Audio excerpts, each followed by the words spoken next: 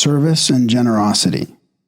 Different schools of Buddhism have slightly different lists of strengths or good qualities that lead a person to enlightenment. First on every one of those lists, though, is dana, or generosity. We often think of generosity in terms of money, and many groups use the word dana to describe the donations that members give and support the meeting. In the Buddhist tradition, though, dana is any act of giving, not just money, but also food, time, or our attention, without expecting anything in return.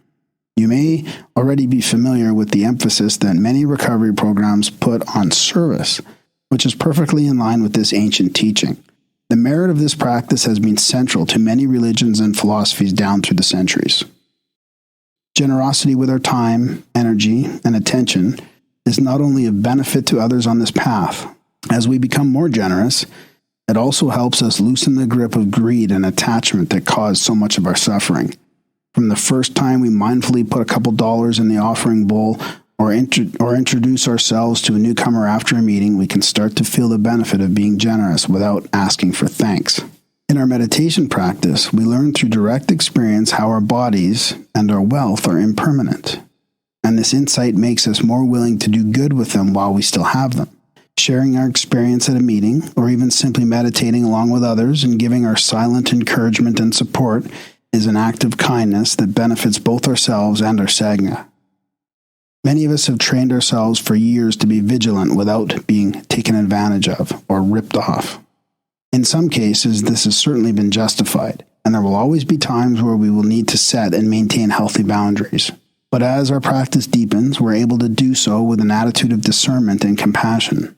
In the Buddhist teachings, generosity is not a commandment or a you should. It's not an unrealistic standard that people are expected to measure themselves by and find themselves falling short.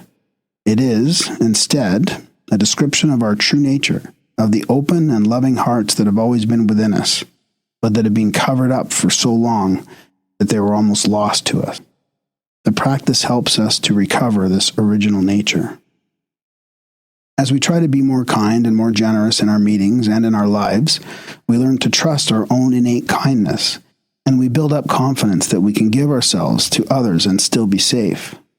We continually test what we think our limitations are and grow in self-esteem, self-respect, and well-being as we see these limitations for what they are, defensive strategies that have once maybe have been necessary, but which have been hardened into handcuffs of habit.